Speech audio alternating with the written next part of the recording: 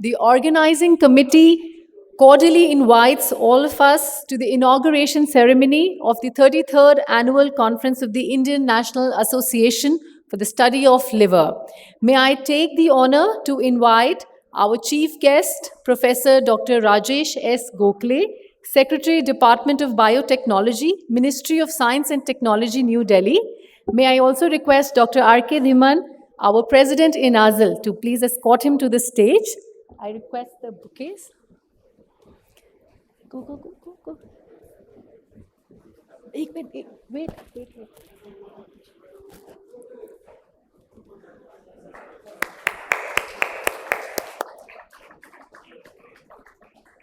Our guest of honor, Professor Dr. Yogesh K. Chawla, former Director, Postgraduate Institute of Medical Education and Research, Chandigarh.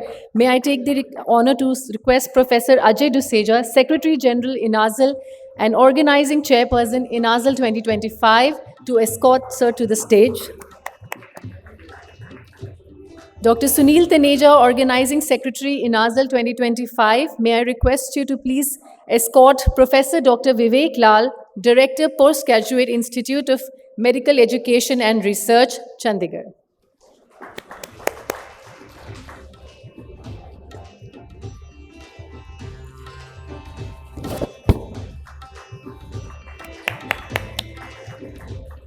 I request all the dignitaries to please light the lamp and mark an auspicious beginning to this conference. Sir, it's there. The Saraswati Vandana will mark a beginning to this beautiful event. I request the audiovisual team to play the Saraswati Vandana.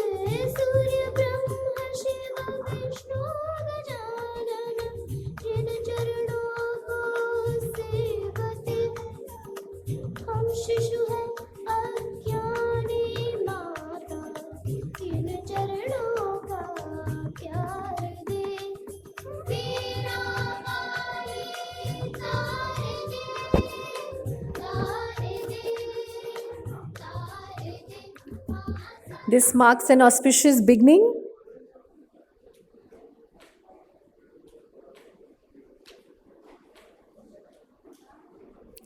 Thank you. Thank you to all the dignitaries for their immense contribution. May I now take the honor to invite Professor Dr. Ajay Duseja for a welcome address. Sir is the organizing chairperson in INASL 2025.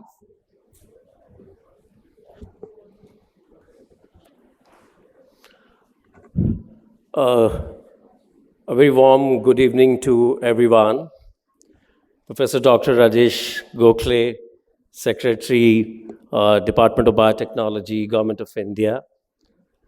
Professor Yogesh Chawla, former Director, PGI, Chandigarh. Professor Dr. Vivek Lal, Director, PGI, Chandigarh. Professor Dhiman, Director, SGPGI, and the President of INASL. Dr. Sunil Taneja, my colleague and the organizing secretary for this meeting, all the dignitaries in the hall, Professor Sareen, Professor Yunusi, and all the senior people, Professor Kamath. Thank you all for joining us for this inaugural function. And this is my pleasant duty this evening to warmly welcome you all on behalf of uh, the organizing committee, and I must say the local organizing committee of the 33rd annual conference of Indian National Association for the Study of the Liver, which is being organized in Chandigarh from 7th to 10th of August 2025. So today, sir, this is our second day. We started yesterday afternoon at around 1:30, and yesterday we had a single theme meeting. But then traditionally we have been doing inauguration on our second day. So thank you very much, sir, for taking out time from your busy schedule. I know it was very hard for you, but thank you so much for coming. We welcome you. Thank you, sir, Professor Chavla, again for making us to this function.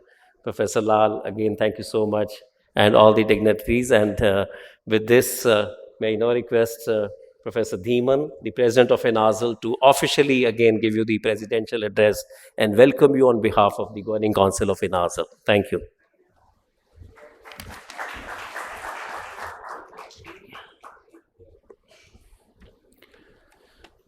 Good evening. Professor Rajesh Gokhale, Secretary, DBT, Ministry of Science and Technology, New Delhi, our chief guest. Professor Yogesh Chawla, former director at PGI Chandigarh, as well as the head of the Department of the Hepatology, guest of honor. Professor Vivek Lal, Present Director, PGI. Professor Ajay Duseja, Secretary General, INASL. Dr. Sunil Taneja, Organizing Secretary, INASL. And I can see many more faces over here.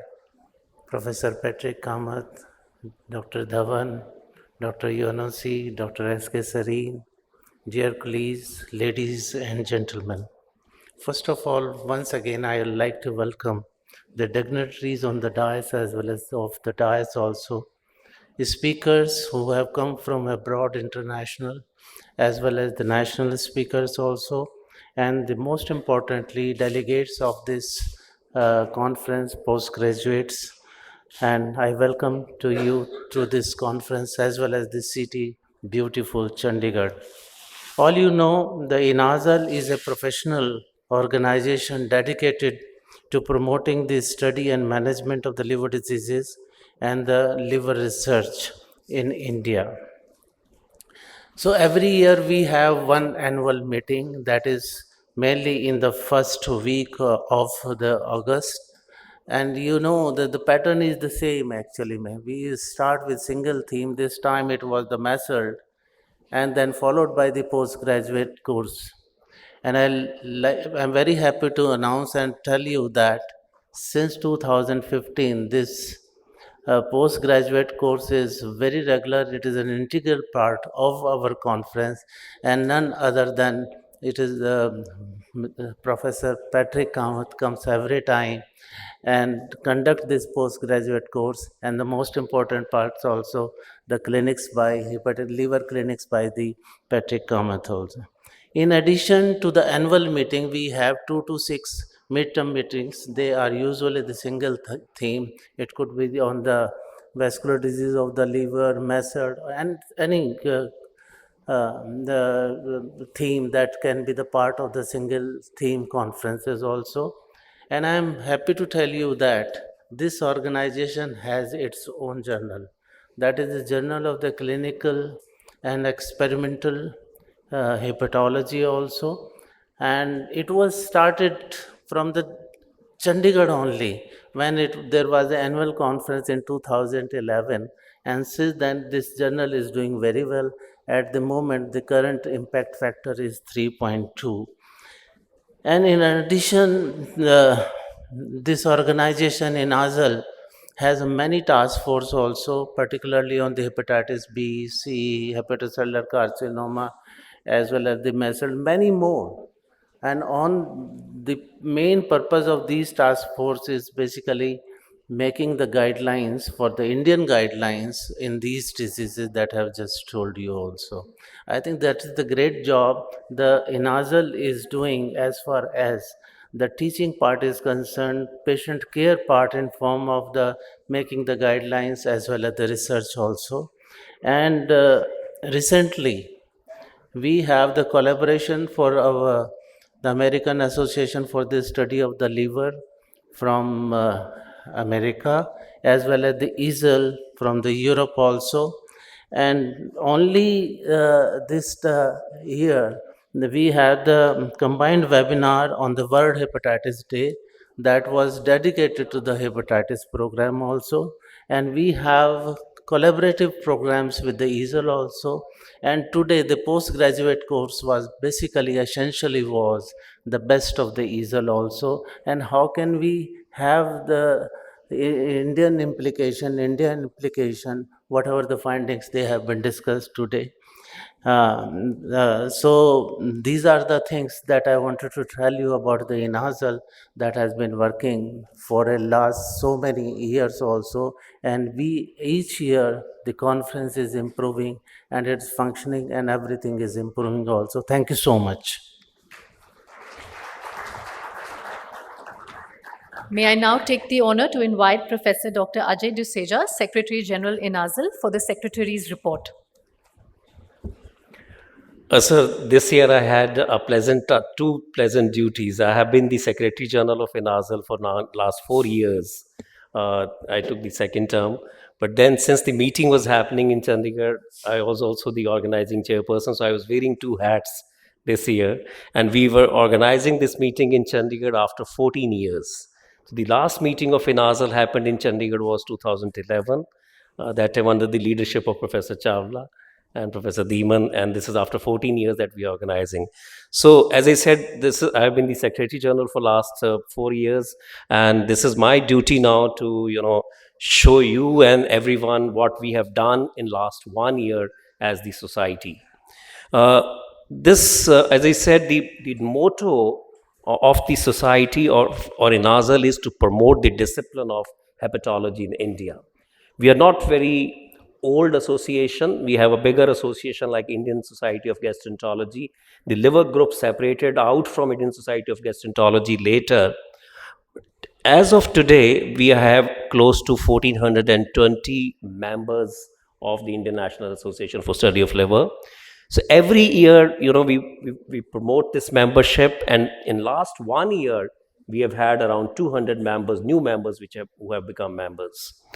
So around 3 years back, we also started, in addition to we started honoring our members who were senior members for at least 10 years, and we started honoring them with the Fellow of being INASL. And we call it as F INASL. And again, in last 3 years, we have a total of 81 who are fellows, which are F INASL. And in last 1 year, we have had 13 fellows. As I said, this is based on certain criteria. Their length of stay as member at least 10 years and their contribution towards the society, which is INASL. And we will be honoring these fellow INASLs tomorrow in our evening program. As mentioned by Professor Deeman, we have an annual meeting every year. And this year, the 2025 meeting, which is being organized in Chandigarh, we are really proud to say that we will cross figures of total of maybe around 1,200 attendees for this meeting. And of these, 30 we have international faculty, and they have come all the way from US, UK, all parts of Europe, France, Germany, Denmark, and all we have. And maybe around 800 delegates would also be joining. So in addition, this year we also have, and as mentioned earlier, we do have a multi-society symposia with the European Association, with the American Association, International Liver Transplant Association. But then this year we have added few more new things to the conference, and these were that we have given more focus on the research presentation. So earlier it used to be only few oral paper presentation, and most of these were in the form of abstracts. But this year we have increased our INASL oral presentations. We have also started with some very high quality presidential posters and posters of distinction, and we are also having the dedicated, what we're calling the morning kind of hands-on workshops. We have a younger task force within the society. We call it as Young Hepatologist Forum, and I'll tell you more activities on that. But one of the activities for promoting the discipline of hepatology in the country, what we did was that we went to all the medical schools and colleges of the country, and then we did a inter college kind of hepatology quiz. And we had all over the country, we had a zonal rounds in 4 zones, and then we selected out one team from each zone, and the finals of that quiz is happening tomorrow here during the annual conference. And I must say that the credit for this goes to, as I said, we have a governing council we have within INASL, but we have formed a young hepatologist forum who are close to around 30-35 young people, again hepatologists, and they help us, and it is their show that they have done this for us. We recently also formed a task, as mentioned, we have different task forces, but recently we formed that we must focus on the prevention of liver disease. And for that, we were thinking that whom should we be focusing? So we decided that we must focus on children and maybe adolescents for that. So we started having a school programs, and we did some on the World Liver Day. But yesterday morning, in this very hall, we had 300 children from different schools of the city who came here, and I'll show you some pictures for that, those who were educated in point of good liver health point of view, how to have a healthy diet, healthy lifestyle, and all that. And tomorrow morning, we have planned a walkathon at the Sukhna Lake, where every one of us will be there, provided whether the weather permits that or not. I think that is a big question. It has rained very heavily this evening, and tomorrow's prediction is also heavy rains, but let's hope that we are able to go to Sukhna Lake. And this is again a symbolic thing from INASL to promote liver health to general public. This is what we are doing tomorrow. We have tomorrow 6:30 to 7 a.m. and provided we have the weather permits us for this, right? Again, as I said, promoting the discipline of hepatology in the country. Other than that, we look after the faculty logistics, their travel, stay, and everybody. But I must mention here, we have had 5-6 international faculty who have traveled of their own from US and all, and many of them are PGI alumni, sir.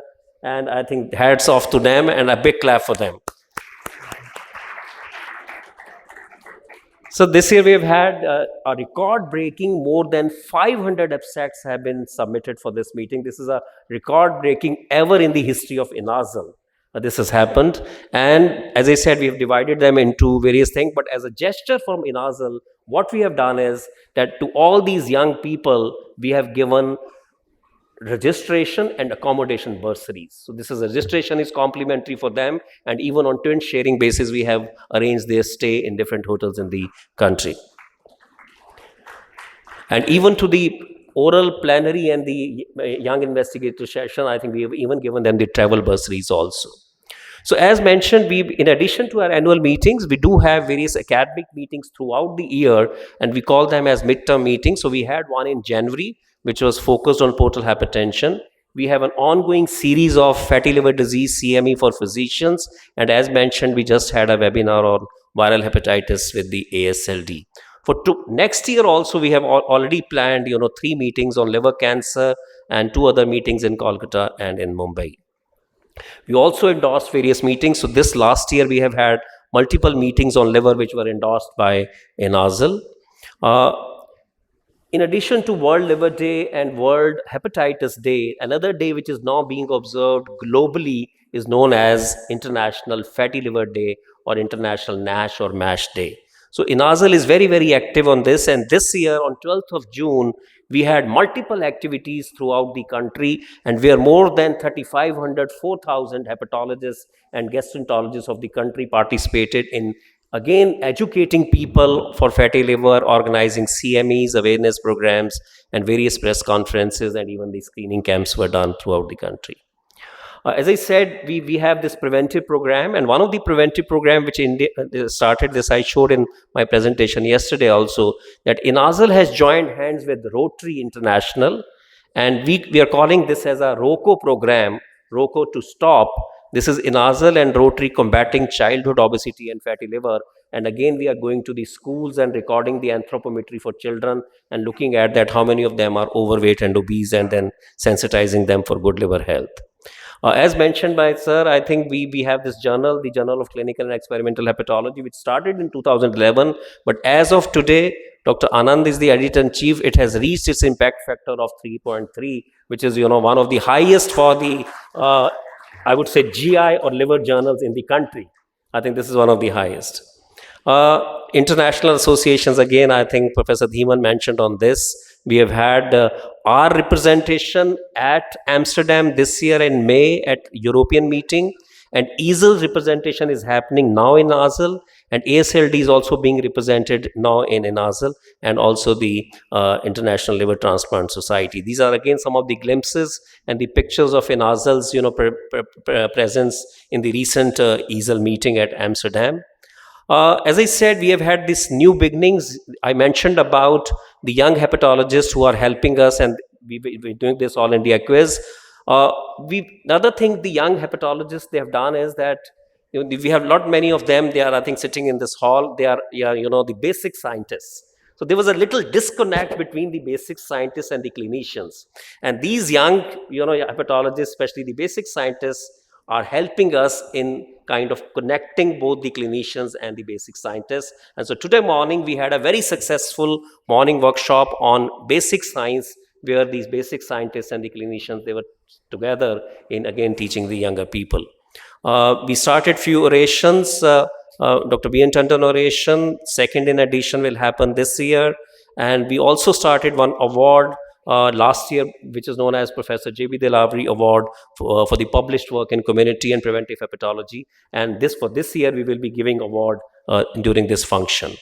As I said, mentioned about this preventive hepatology, I must say that we had this children program, but then last 2 weeks, we also organized a poster competition for these children. On the top theme given to them was healthy liver, healthy life. And I think we had some really remarkable kind of posters which were put up yesterday during the function. So again, sir, these are some of the glimpses where yesterday the children who joined us for this, and they were asking so many questions that it was really becoming difficult for us to handle them. So with this, sir, I'll thank you, and I thank everyone for your kind attention. Thank you very much. Thank you, sir. We now have the release of the book on preventive hepatology by Professor Dr. Vivek Lal. Can I please request you to proceed further? I'll just say. This book has been edited by Dr. Simran Nandi and Dr. Ajit Bhaduria, and it has been endorsed by INASL. Dr. Bhaduria, can I invite you on the stage?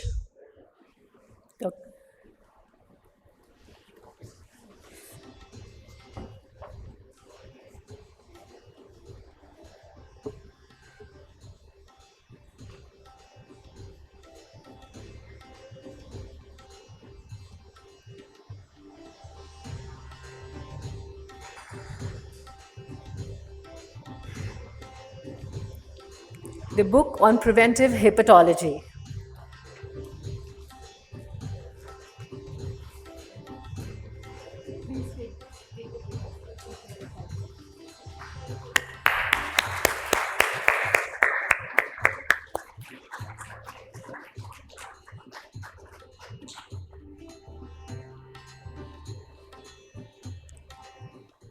We also now have the release of abstract book. We had 500 abstracts received. It will be a virtual release.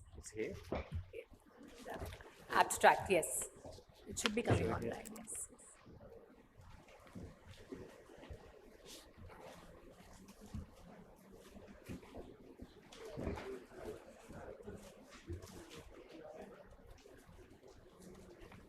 कहाँ है?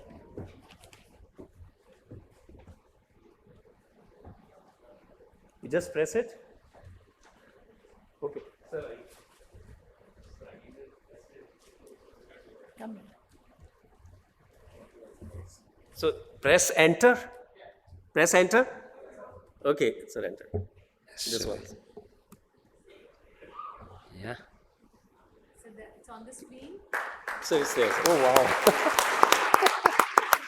Wow.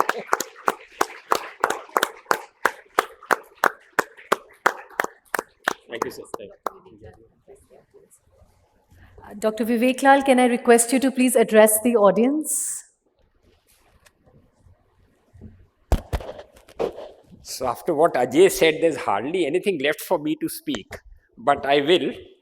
And first of all, Professor Chawla, Dr. Gokhale, you know what? Let me share a secret with you. Dr. Gokhale was on the search committee when I appeared for the post of director. And so he was. And I remember him for just one reason. He was the only one who was smiling throughout the interview. Everyone else had, I would say cirrhotic faces, if I'm allowed to use that word. He's the only one who was smiling. Yeah, so Professor Kamath, I'm seeing you for the first time.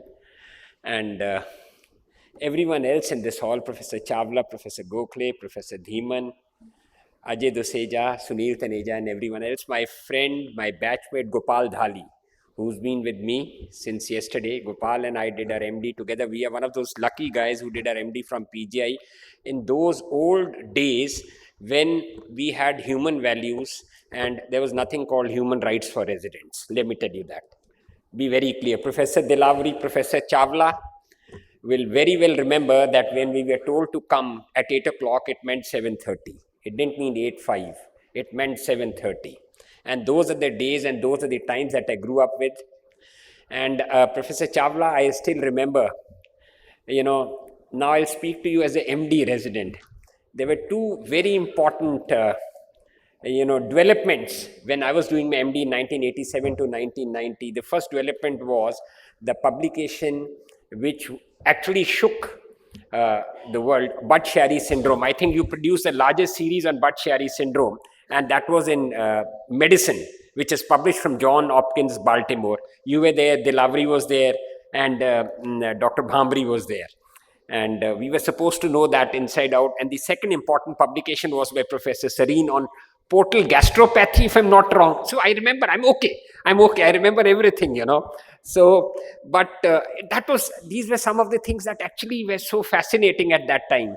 And hepatology, I always felt, was a Cinderella branch till it actually became a department, and then it took over. And then there's no end to absolutely everyone who comes to PGI wants to do a DM in hepatology. That's the problem with me as a neurologist. No one looks at us, everyone looks at hepatology, because that's where the money is, that's where the progress is, and that's where all the good things are. So that means money, progress, and a few good things, So it doesn't happen very often that although PGI has been a spearhead of, being on the forefront of numerous cutting edge researches, hepatology is one jewel in our crown. Hepatology is one jewel in the crown of PGI. We actually cradled and midwifed the birth of hepatology in India. So when Dame Sheila Sherlock came to PGI, yes, she came, but I wasn't there. But I'm told that that time she had requested Professor Dilavri that you must have this department. It took some time to take off. I remember Professor Koni Okuda came. At that time, we had the department.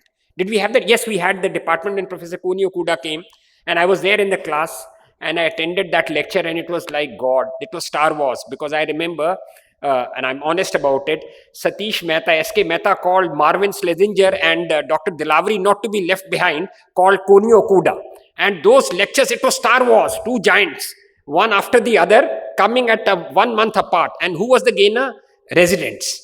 Because we got giants to teach us. And then there was Alex Mowat. That's Anil Dhawan there. Alex Mowat came, pediatric hepatology, and the rest is history, of course. He's got, stepped into his shoes so ably, something to be proud of. There's one thing I just always say. You were talking about, non-alcoholic fatty liver disease. I like this term, non-alcoholic fatty liver disease. But the only problem these days is it's on the rise and it is going to increase. There are two important diseases which are increasing in tandem with non-alcoholic fatty liver disease. One is, of course, NASH, and the other one is IAH in children, idiopathic intracranial hypertension, because of obesity. More and more school-going children and college-going children, they're getting afflicted by this disorder because of obesity. The commonest cause of both these illnesses is obesity, and that's leading to issues, and you need to really tackle that. Because That's the new pandemic. And, I can say with a sense of pride, I lost 40 kgs. Right? I lost 40 kgs the right manner. Exercise, cycling like a madman, things like that. Not many can do that. But I feel strongly that you need to really hit the children hard if you want to endorse the book that you have just released, Preventive Hepatology. You've got to, besides, of course, values of hygiene and things like that, if you want to prevent NASH, and you're going to see with the passage of time, the age for NASH is going to come down. If my common sense is fine, it's not going to be late now, it's going to come down, because more and more children are becoming couch potatoes. More and more children are falling prey to this disorder for no fault of theirs. In many ways, you're living in a fractured ecosystem. And the common denominator is stress. And the most tragic ramification of stress is overeating. We all overeat when we are stressed. And the net result is for all of us to see. NASH is just one aspect of the hydra-headed monster that obesity is. It's just one small component. Depression, mental imbalance, all kinds of issues are arising because of obesity. We talk of obesity as a single illness. It's not a single illness. It's a hydra-headed monster. You have NASH, just one small domain of it. You have IH, you have depression, you have so many other issues. And if we can tackle obesity, if you as hepatologists can tackle obesity, you will really be doing a great service to the society. And I can tell you, it's not difficult to, it's not tough at all to handle obesity. You just need to walk well. Tomorrow you're having a walkathon, I'm told, right? You were telling me. So ensure that it's a walkathon. It doesn't become a talkathon. People generally talk on a walkathon. No, it should be a walkathon. No one should be talking to each other. 5 kilometers up and down. Where are you starting from? Where are you ending? One end of the lake to the other end. No. Where are you starting from? One end to the lake to the other. So then you come back, or our vehicle's going to pick you up at that end? You come back. Okay. And then there shouldn't be any drinks then. Right? No drinks. Just nimbu pani, namak wala. That's it. And I'll see you with my dog, because that's the time I am there. Right? And with that, I think I don't have much to add. I wish you all the best. I wish the Department of Hepatology all the very best, and all the former students of this great institute, iconic institute, all the best. And I wish you all good things. It's a great honor to be here amongst these stalwarts, especially Professor Gokhale, because he was one of the people who interviewed me, and I hope I did a good job. Well, I would have, otherwise I wouldn't be standing here. And Professor Patrick Kamath, thank you so much for coming, sir. I've always heard of someone by the name of Patrick Kamath. Today I'm lucky to see one. Coming back, you coming from Trump land. I call it Trump land. I don't call it the United States of America. It's Trump land now, right? And please come to PGI more often, sir. Please come to PGI more often. Train our students. Our students need to be trained. Everyone is falling prey to glamour. These days, less and less students love books. They're going away from books. We had so many books in hepatology. We read so many books in hepatology. And, believe me, there was no DM in hepatology then, so I had to do, I had no option but to look elsewhere. If there was DM in hepatology, maybe Professor Dilavri and Professor Chawla would have ensured that I would have been a hepatologist. But it didn't happen.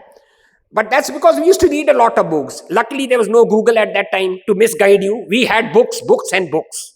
That's it. We lived with them, we breathed with books, and that was it. That was the end of it. So with that, I am really grateful to all of you to have given me a chance to speak. I wish you all Godspeed. This conference, we should do well. Coming after 14 years in INASL, it should come now after 5 years. 14 years is a big gap. It's an era. 3 American presidents changed during that time. Yeah, come on. So it should happen more and more often in PGI. PGI must have a special place. Every 5th year, we should have it in PGI, because we actually were the founding fathers of hepatology. One of them is sitting here, Professor Chawla. Professor Dhiman also knows the value of hepatology in PGI. It's a jewel, it's a Kohinoor in our crown, So with that, I think INASL should now have this in the constitution, that every 5th year, PGI Chandigarh. We'll talk about the others later on. Thank you. Thank you so much, sir. It was indeed an inspiring speech. Can I request Professor Dr. Rajesh S. Gokhale to please felicitate Dr. Lal? Now that we all know that he was your first interviewer, it must be a true honor today.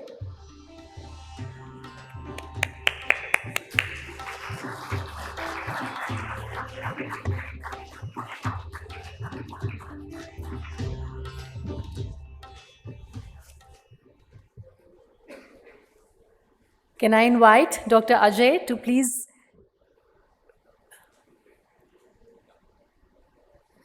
let us know about the JB Dilavri Award? So I think before I speak about Dr. Professor Dilavri's award, let me tell you, Professor Kamath came 2 days before the meeting, and the main reason was that to visit PGI and the Department of Hepatology, and he was with us 2 days back in the department, and he took rounds with the residents and everybody. He's so fond of that.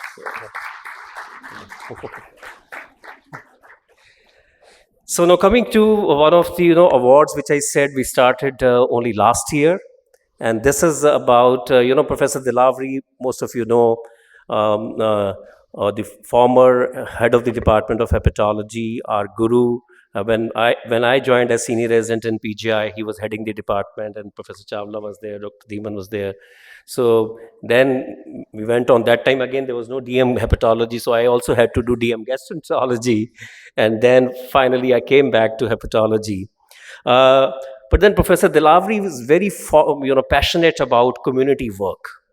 So he's very, very passionate, and I don't know many of you know that or not, but he has adopted a school, and we were there that day, sir, together in that school, where he was celebrated that 1 year of contributing to that, and this is a public sector government school where he has adopted children and kind of educating them or helping them in their education. So with this in mind, he approached INASL 2 years back that he wants to start an award in his name from the INASL for the best published work which is done in the area of community or preventive hepatology. So last year, as I said, was the first edition. So this year was the second. And so 3 months back, we called for the applications. And I must tell you, sir, we had 13 papers which were submitted for this award. And based on the evaluation by 4 judges, eminent judges, I think finally the paper which was selected for this award, I have a proud privilege in announcing the paper which is published in the highest impact journal of gastroenterology, and the paper is on hepatitis C, and it is entitled as the recompensation of chronic hepatitis C related decompensated cirrhosis following directly acting antiviral therapy, prospective cohort study from the HCV elimination program. So let me just give you, this was the title, but the program is that this hepatitis C is little rampant, or was still rampant, I would say, in the state of Punjab. So few years back, there was a program which was started, and it was led by Professor Dhiman, that it was known as hepatitis C kind of control program in the state of Punjab, and that became a state program and a Mukhyamantri program, and based on that, and certain guidelines were framed, and based on that, even the National Viral Hepatitis Control Program came later based on that Punjab program. So this is the data which is based on the Punjab program. As I said, this is an HCV elimination program. And in this work, let me first tell you before I announce the winner, this work is based on that, where patients, those who had advanced liver disease, which they were decompensated, liver failure, they were given these medicines for hepatitis C, and then they were followed for next 4 years. And what happened, that their liver disease improved.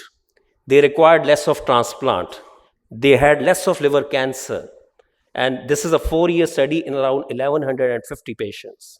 And as I said, this is my proud privilege to announce the second Dr. INASL Professor J.B. Dilavri Award for the best published work in the area of community and preventive hepatology goes to Dr. Madhumita Prem Kumar, who is the first author in this. Yeah, I'll request Professor Chawla to kindly give away this award to her for the work she has done in this area. Dr. Madhu Prem Kumar is additional professor in the Department of Hepatology at PGI Chandigarh.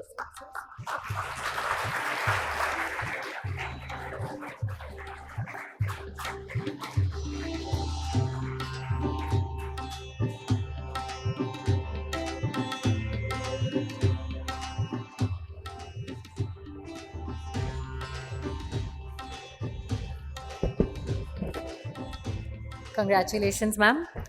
Can I please invite Professor Dr. Yogesh Chavla to say a few words?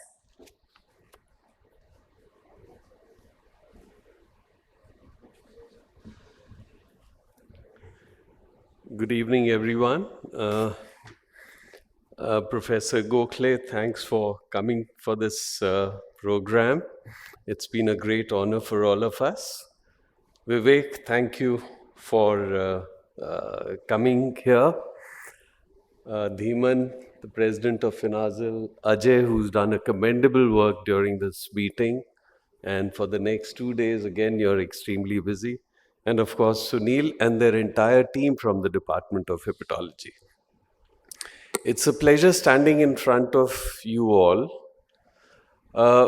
Just to give some continuity to what Vivek and Ajay have said, hepatology wasn't a very popular branch many years ago.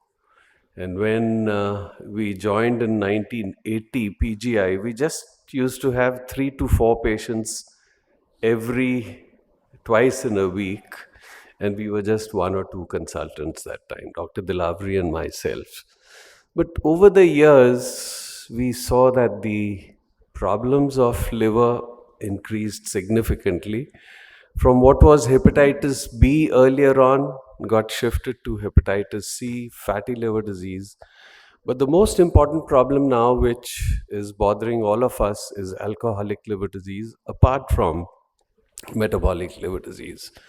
So, with the increasing involvement, increasing number of patients, interest has got generated in the students, and we have a very good number of people who have come for this meeting, and this is the usual attendance.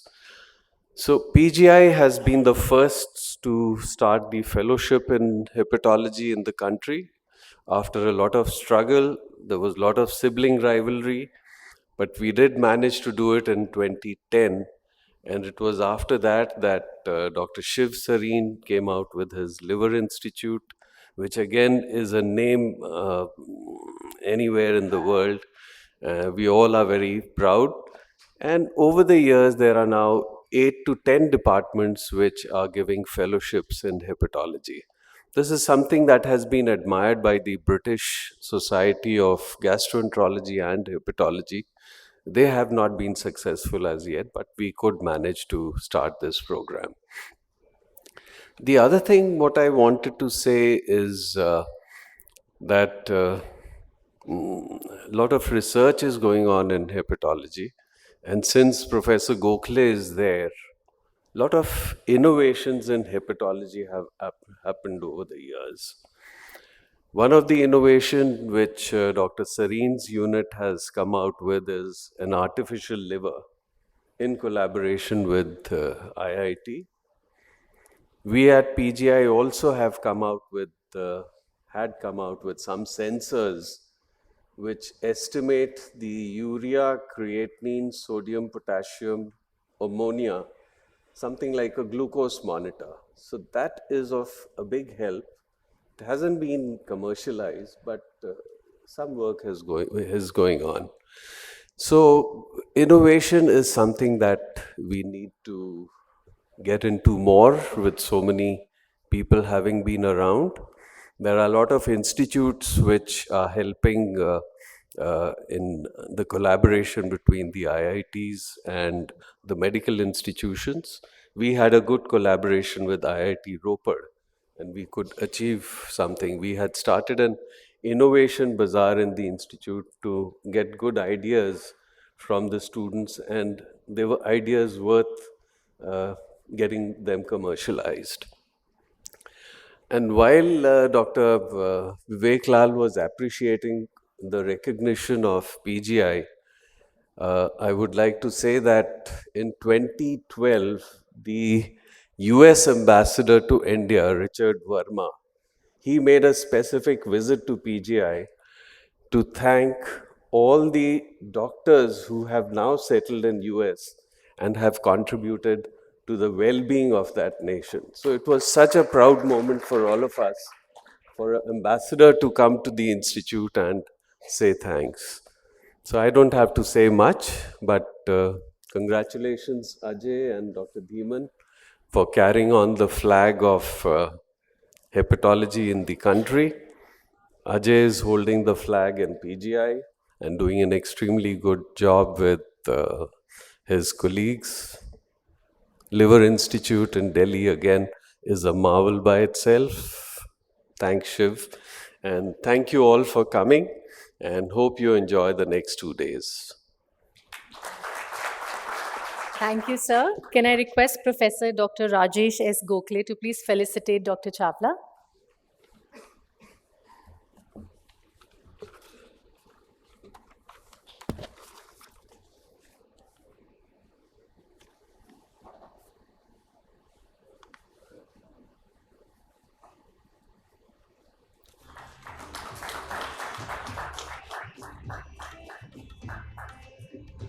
We now have the JCEH Awards, Journal of Clinical and Experimental Hepatology, where we have decided, INASL has decided to give awards to the reviewers, to the best papers, and I will be announcing the names. Dr. Rajesh Gokhale, can I invite you on the stage to please give these awards? So this, as you said, this is a Journal of Clinical and Experimental Hepatology, is the official journal of INASL Society. It started in 2011, but this year, the editor-in-chief, editorial board, governing council decided to honor some of the people who have really contributed towards the journal, both in terms of papers, the quality of papers, best papers in reviewing, and being the science editors. So this year we have around 10-12 awards. And for this, I think we will also request the editor-in-chief of the journal, Professor A.C. Aran, also to please come on the dais. Yes, sir. We request all the awardees to please come one by one and receive their certificates and the plaques. Yeah, you want to say, sir? Please. There's a presentation? Okay, sir. Huh? It's a great honor to be associated with the Journal of Clinical and Experimental Hepatology. It's the official journal of Indian National Association for the Study of Liver. It's a young journal, and we received our first impact factor just about 2 years back. And as President has announced, these are the awards that were announced earlier this year. And the first award is for the best paper. And this paper award is given for maximum citations during 2024 for the papers published in 2022 and 23. And the award carries a cash prize of rupees 50,000 for the original paper and 30,000 for the review paper. And the best original article award goes to Dr. Amit Goel. Is he here? Please connect the award.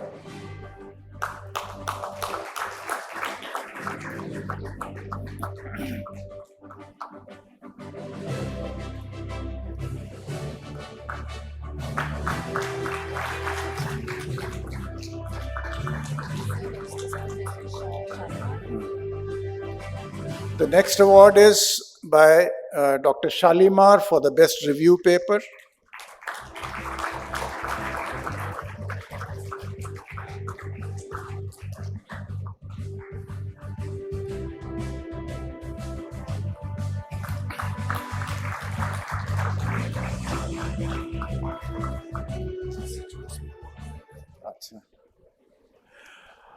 The Best Reviewer Award, we had 15 nominations, and of the 15 nominations that we received, we assessed them on the number of reviews they have done and the days taken for the reviews.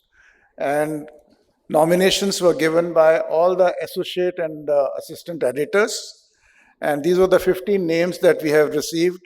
Out of these, award goes to 5 of them. I'll announce Dr. SMF Akbar from Japan,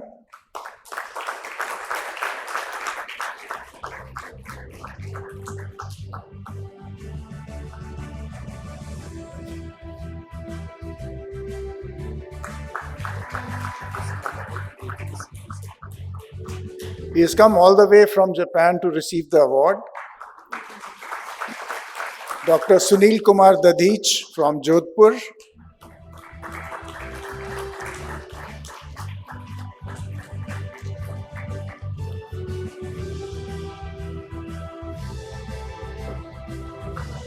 Dr. Babulal Meena from PGI Chandigarh,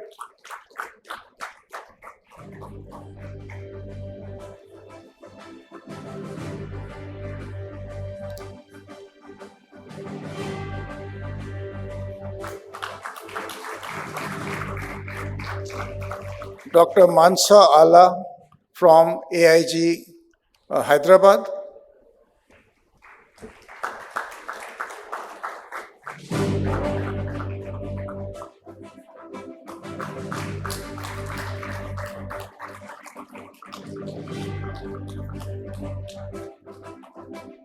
Dr. Sagnik Biswas from All India Institute of Medical Sciences.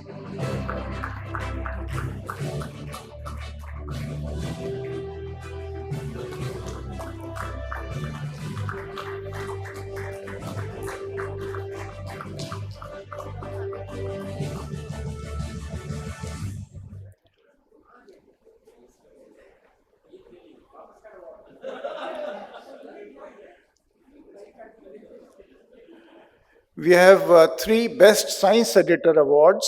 These are the editors at the middle rung, and we have a very bright young hepatologists who are working as science editors, and in fact, large number of people who are eligible for this award.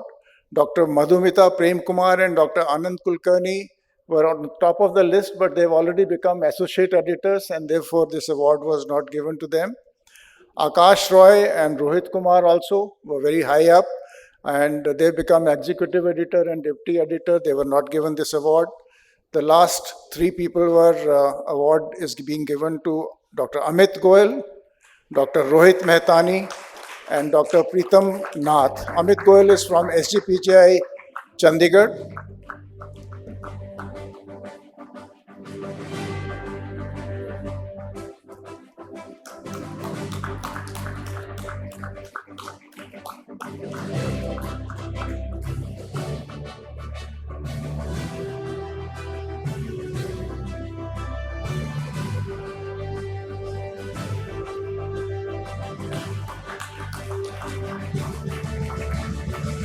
Dr. Pritam Nath and Dr. Rohit Mehtani.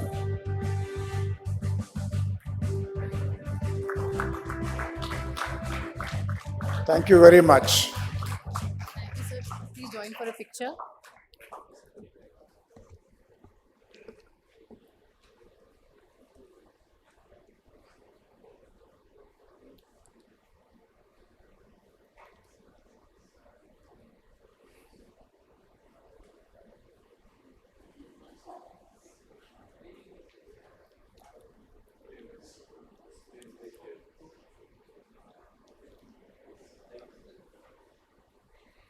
So we proceed for the INASL Lifetime Achievement Award.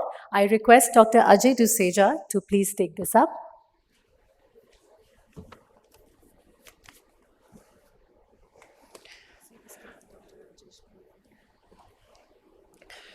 You know, as I said, we have had this multiple awards from INASL, but then the most prestigious award from the INASL is what we started in the year 2016, and that's known as INASL Lifetime Achievement Award. This is given to the person towards his contribution not only in the subject of hepatology, research, but also patient care and also contribution towards INASL. So 2016 and 17 and 18, there were 3 awards which were given. And then 19 and 20 and 21, because of the COVID, we couldn't, give these awards. Again, 23, 22, we started again, 22, 23, and 24. Some of the, people who have already received this Lifetime Achievement Award, I can see them in the hall. Professor Acharya is sitting on the first row. Professor Kuru is sitting on the back there. Professor Carr was also there. I don't know whether he's there in the hall. So, Dr. Carr, yes, sir, so you're there. So last year it went to Professor Carr. So I think this year you will not have any difficulty in guessing that who's getting this award. But I'll still say, let me see if you can guess with one hint or two or whatever. So this person was born in the year 1952, in the month of August. No, you can't guess that. So this gentleman did his MBBS from Jaipur.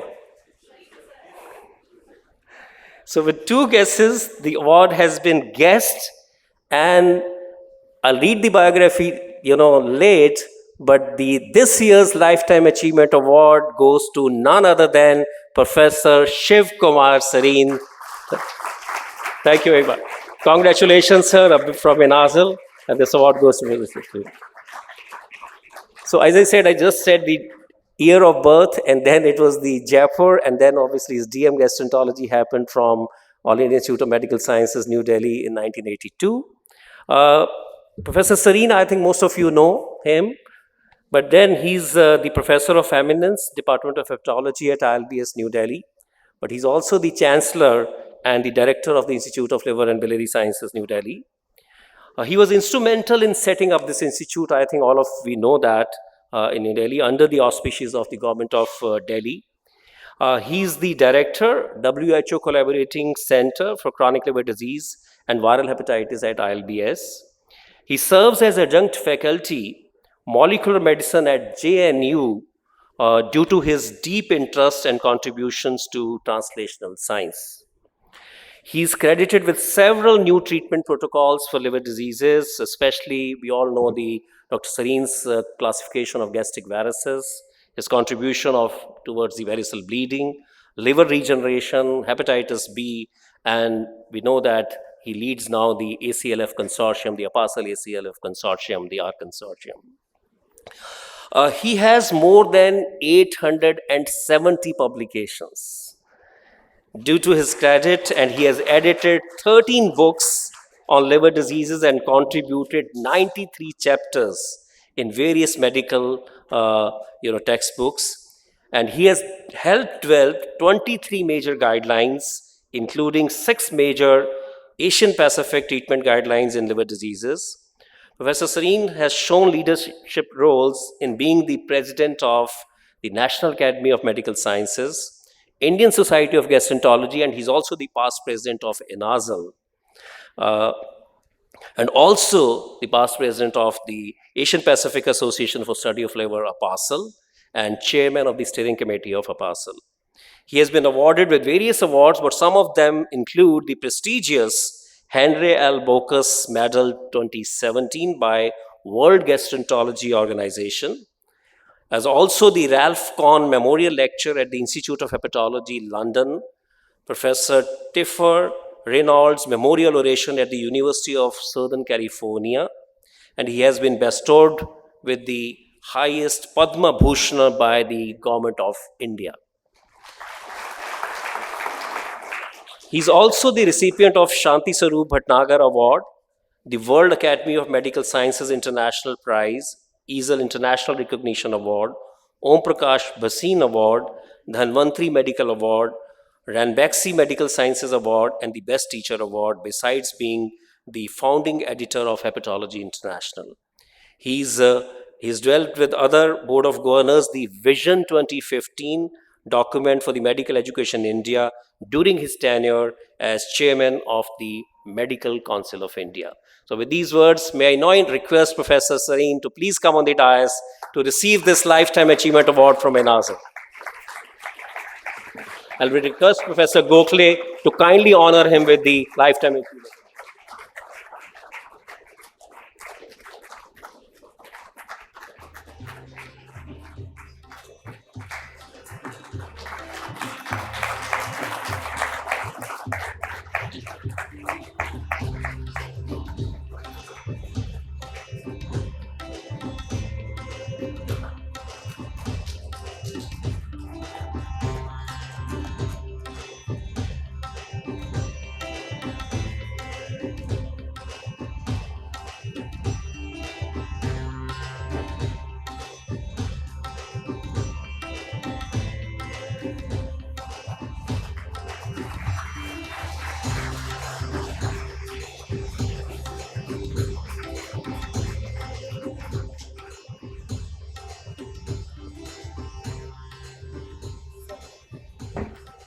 Big congratulations, sir.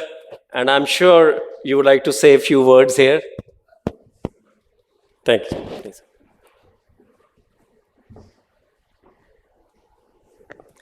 Thank you, INASL. Thank you all.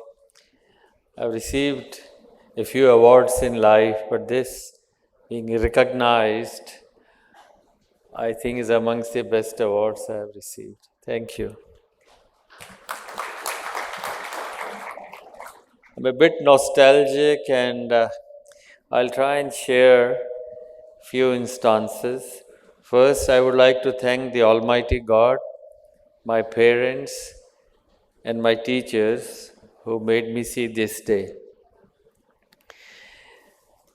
We were in All India Institute, and I would recall 4 people who made our life, my life, different. One was Professor B.N. Tandon, my mentor, and who also mentored Dr. Chawla and Dr. Acharya. We were the first 3 musketeers produced in hepatology arena. Dr. Tandon taught me particularly analytical capabilities, and also he made me a disciplined person, coming on time and being aware that every minute is important. A great mentor. I would also share 3 other mentors. One of them was mentioned by Dr. Lal, Kunio Akuda. So Kunio was 64 and a half when I was picked up by him from an audience to come and work with him. He would come in the morning at 6 and would leave at 12 in the night, first one to open the lab and the last one to close the lab. And he taught me perfection. So I will just share one of the boys. I went to learn the animal models, and the guy who I worked with was his student, and I asked him, how many dogs have you done? He said 308. How many were successful? 8. Failed in 300. This guy had worked with him 4 years, and it taught me perfection. He was very happy with 8 successes, not with 300 failures. My other mentor was Roberto Grossman, who was when in my Fulbright, and he was a member to nominate people for Nobel. And Roberto taught me one sentence which I want to share: science must be reproduced.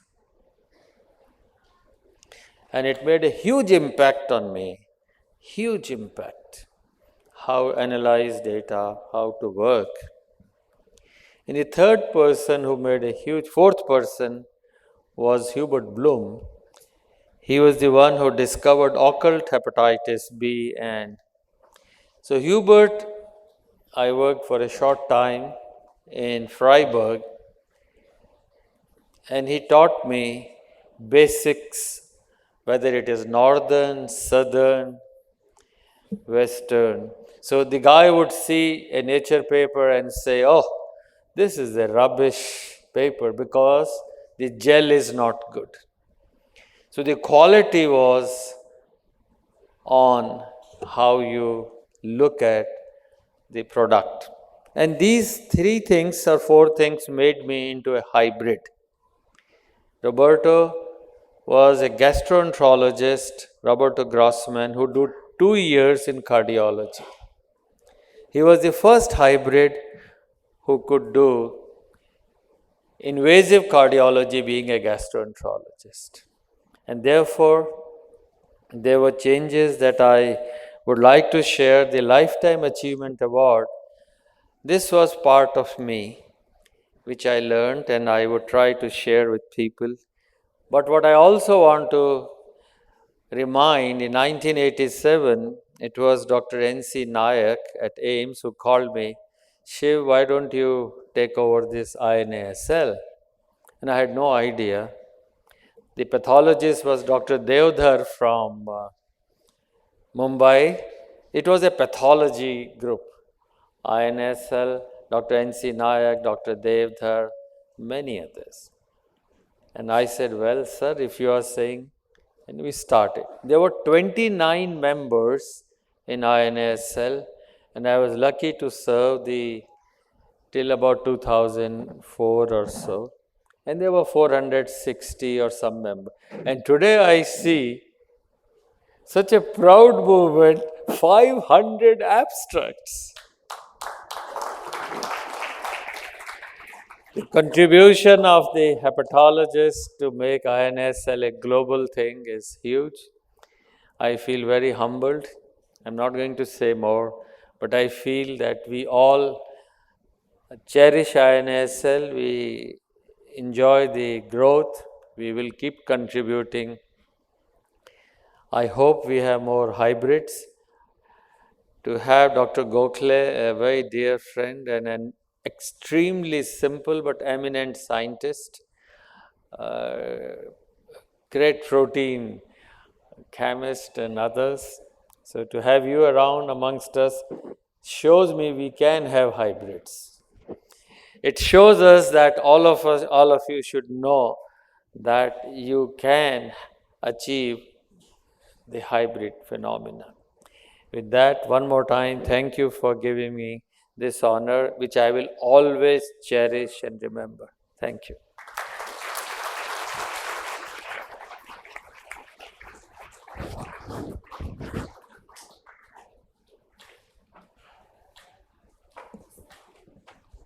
Thank you, sir. May I now take the honor to invite Professor Dr. Rajesh Gokhale for an inaugural address.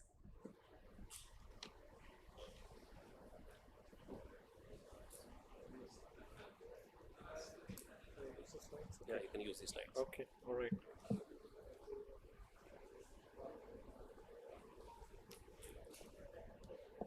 Professor Vivek Lal, who so kindly said that I actually chose him as part of the committee. I mean, as a Secretary Government of India, you have privilege to do several fantastic things, and I must say that this was one of the best things that I have done over the years that I've been able to be part of this government activities. Professor Ajay Dujit, thank you very much for inviting me here. It's such a privilege to be amongst people. And I'm really honored to actually celebrate the Lifetime Achievement Award of Professor Sarin, who in fact is one of my mentors for learning variety of excitement and keeping the excitement in science. In fact, it used to be, I used to tell, if Sunday afternoons you get a call from anybody, it used to be from Professor Sarin and asking scientific questions on related to biochemistry actually. And I think it was such a privilege. Professor Acharya, whom I had got time to discuss several aspects of things.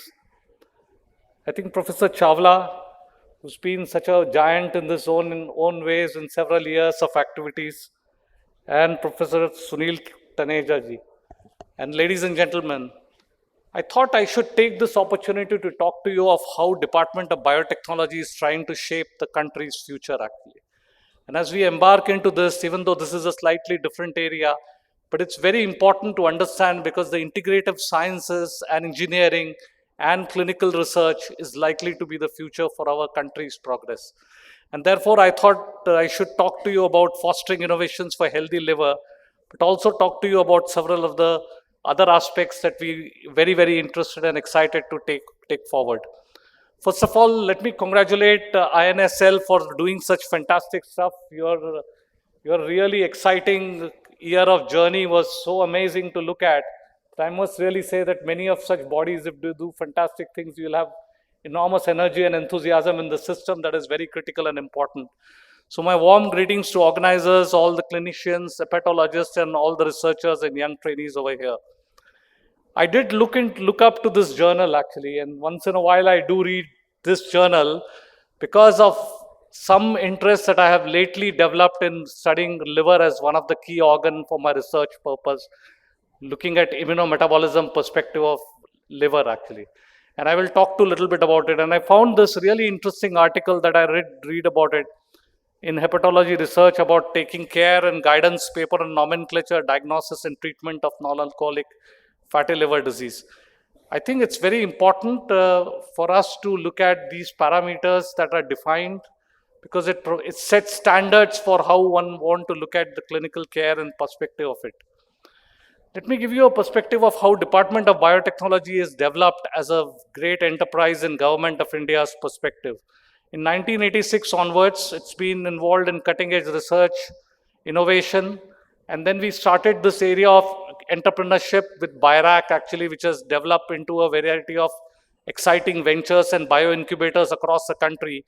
And now we think we are ready to focus on the bioeconomic aspect of the country's nation's from the perspective. The whole idea really is how can we transform biology into an industrial force? And to do this, one needs to engineer the future of healthcare, primarily such that it becomes more accessible, more cheaper, and more quality research, to promote sustainable manufacturing and foster circular bioeconomy from the point of view of how this will really create a future generation of these activities. I would like to point out to you a couple of aspects of how revolutions remarkably change what we do in our lives. And this is a journey of 2 centuries that I have put together in this slide.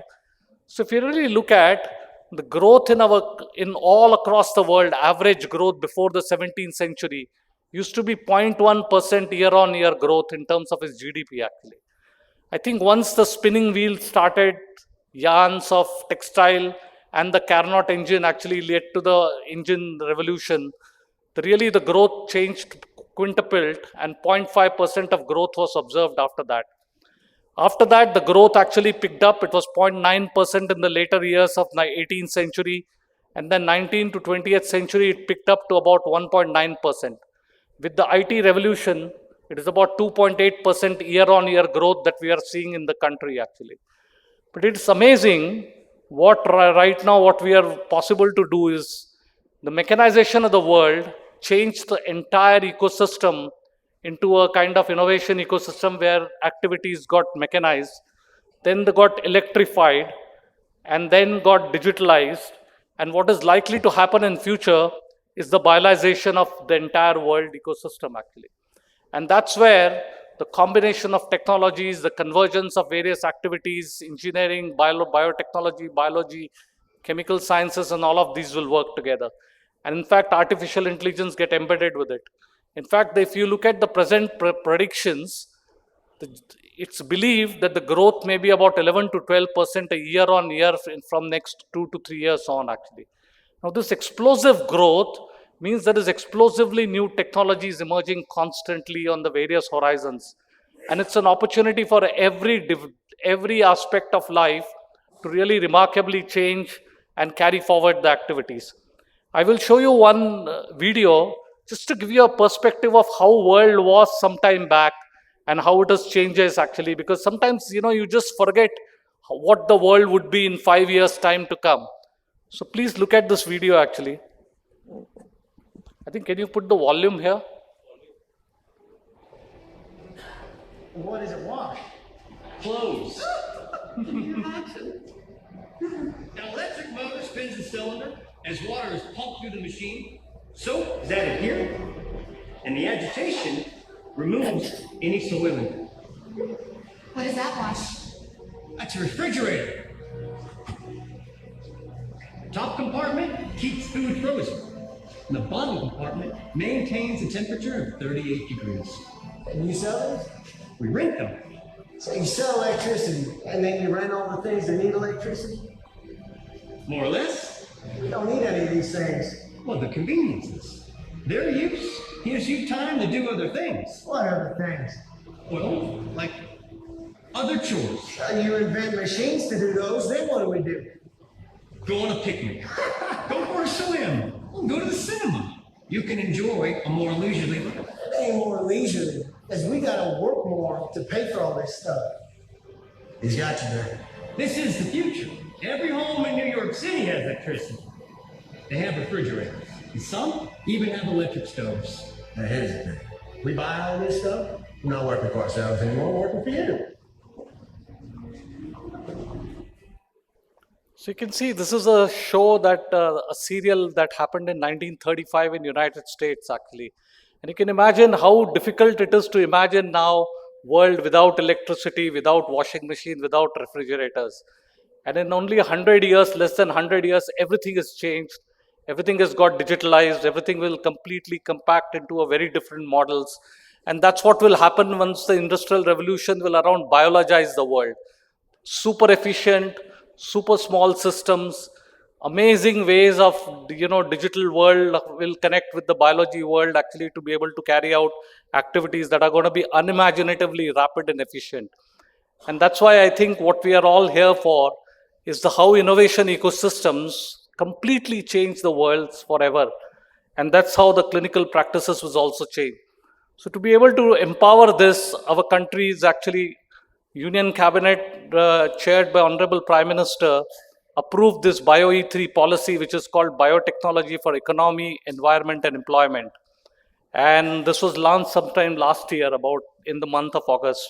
And what this gives is it gives this framework for future scientific and industrial and societal advancement and a commitment to foster the advanced future that is more sustainable, innovative and responsive.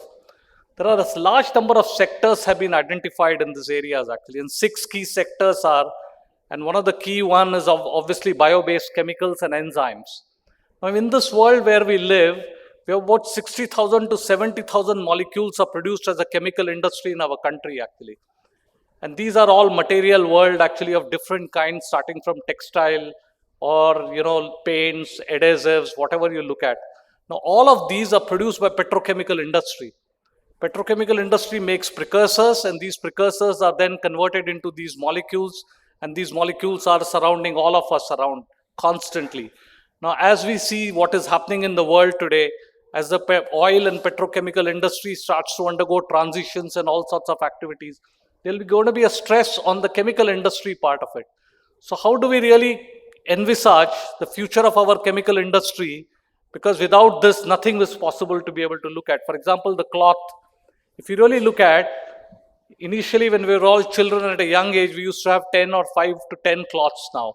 Now we have hundreds of cloths and hundreds of billions of people having hundreds of cloth, and you have no end of life cycle for them to look at actually. So can you imagine having billions and billions of cloths hanging in your closet with no end of life cycle? So all technologies will have sustainability and resilience as one of the key parameter working.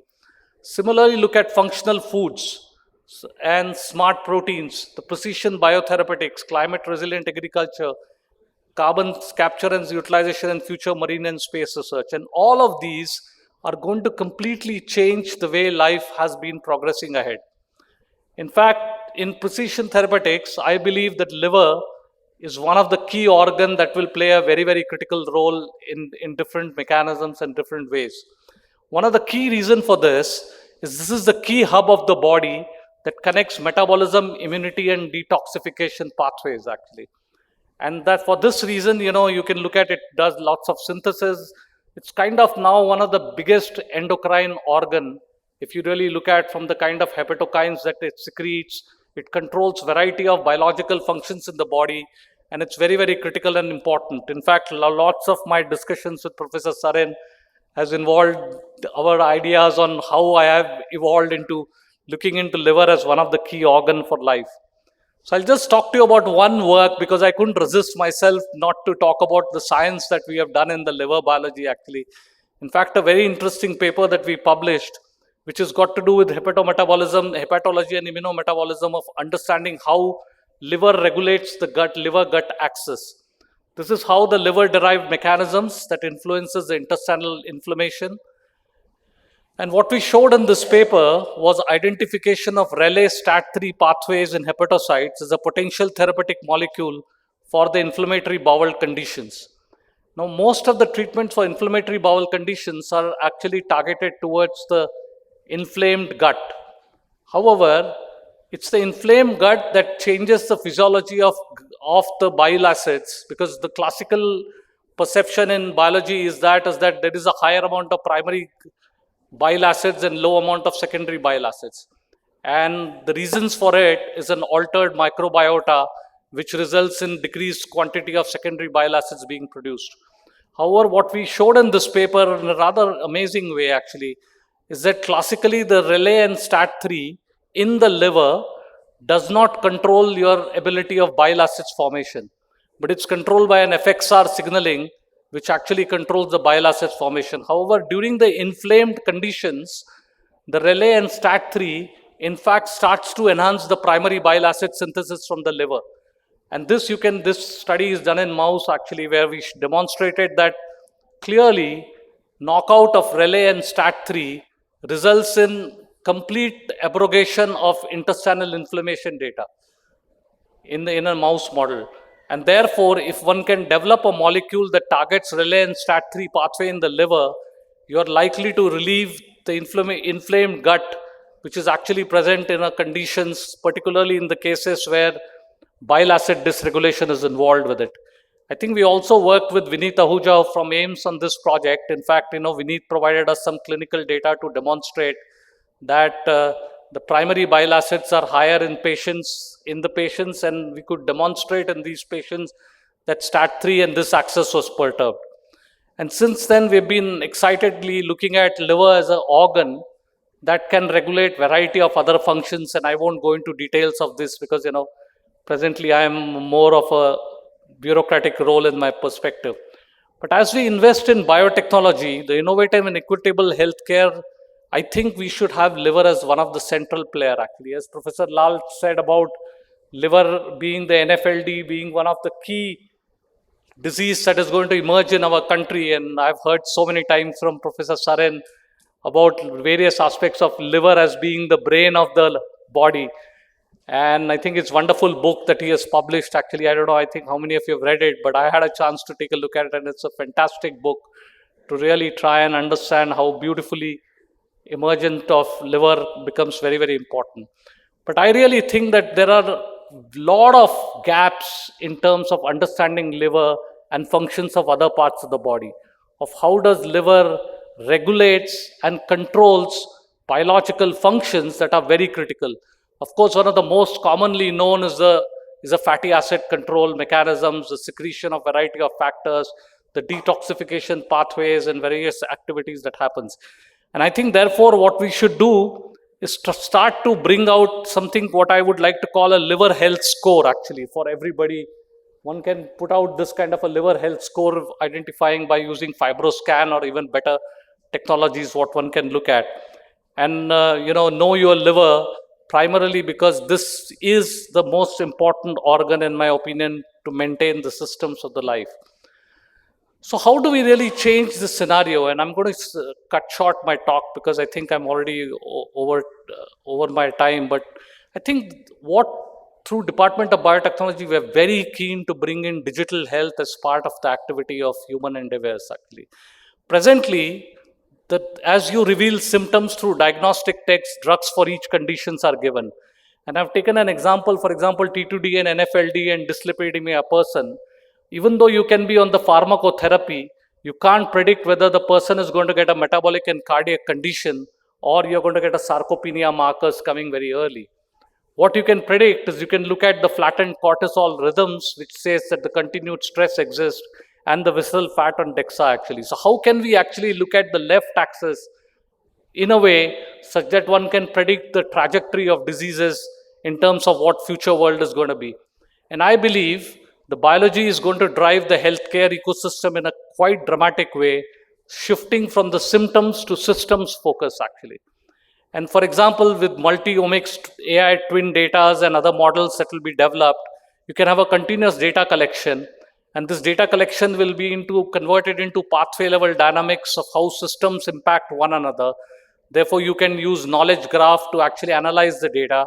Then you can do pathway simulation and you can do response predictions.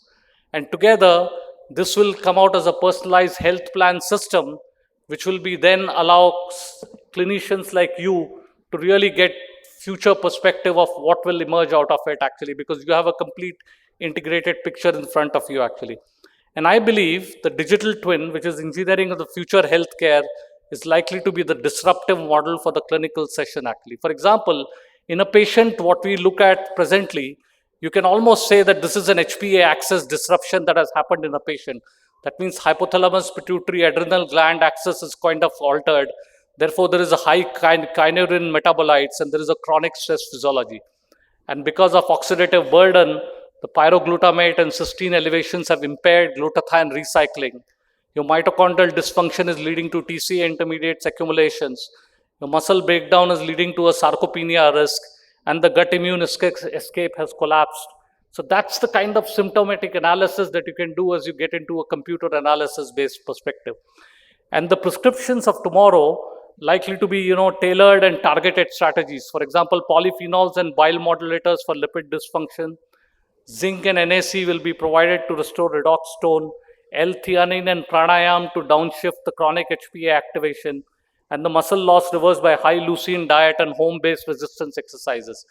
And I think together, these can be amazing technologies that will kind of create completely new models of how innovative science and clinical work will actually flow through. Of course, this requires, for the brightest mind from research, industry, academy, clinicians to come together. And I think no one can whistle in a symphony. It takes a whole orchestra to play it. I thought forging strategic partnerships through innovation ecosystem and the clinician and the engineering systems will really drive our Viksit Bharat, because without healthy population, you don't have a Viksit Bharat, obviously. And clearly, healthy nation is due to the healthy people. And therefore, I think it's very important and very, very critical that the liver becomes the central role of the player of the activities. And I really thank all of you for coming here and giving me this opportunity to really talk about stuff that we're doing. Thank you very much.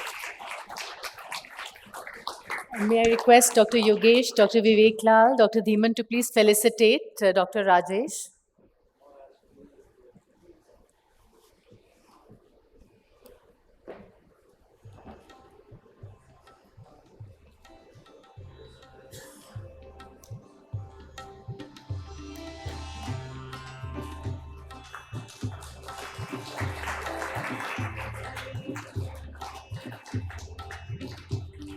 May I now invite Dr. Sunil Taneja, Organizing Secretary, for the vote of thanks.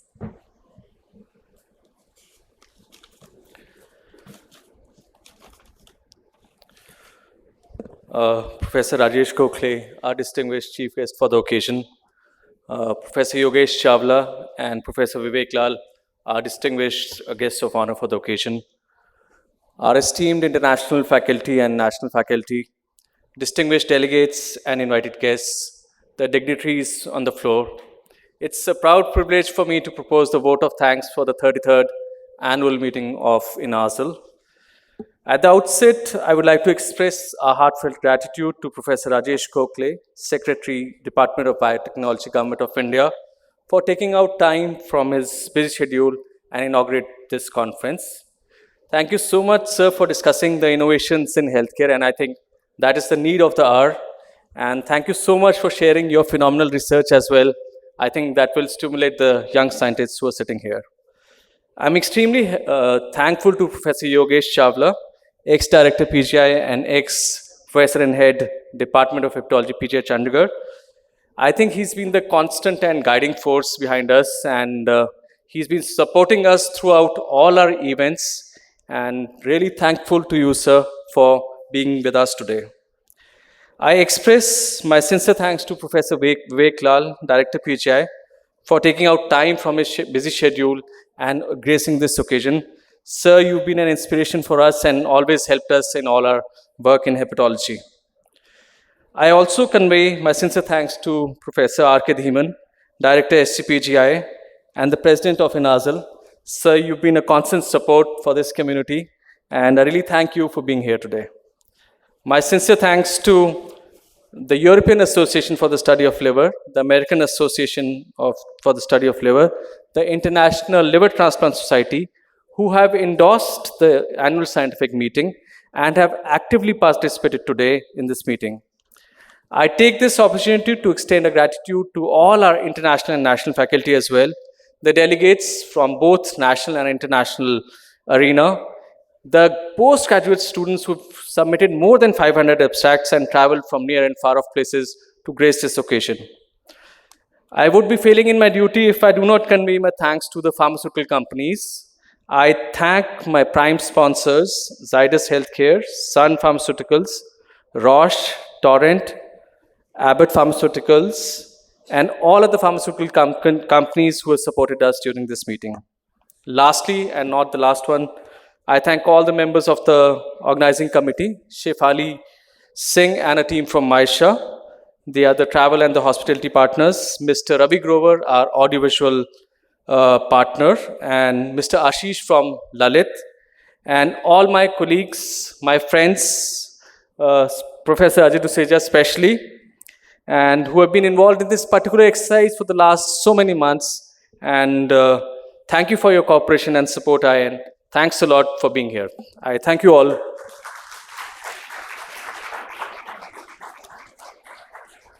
Thank you, sir. Can I request all of us to stand up for the national anthem?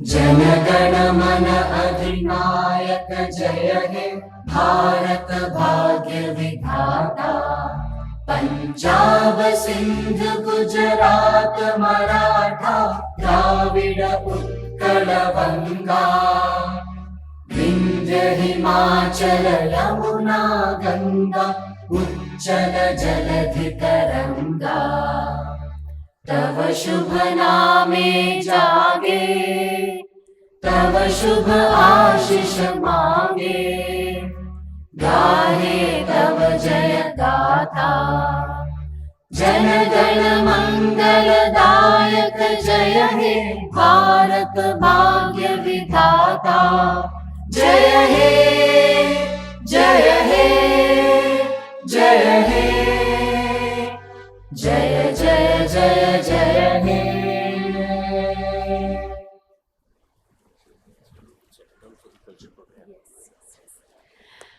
Allow us 5-10 minutes. We will be beginning with our cultural program for the evening. We just need to reset the stage for the entertainment. Thank you.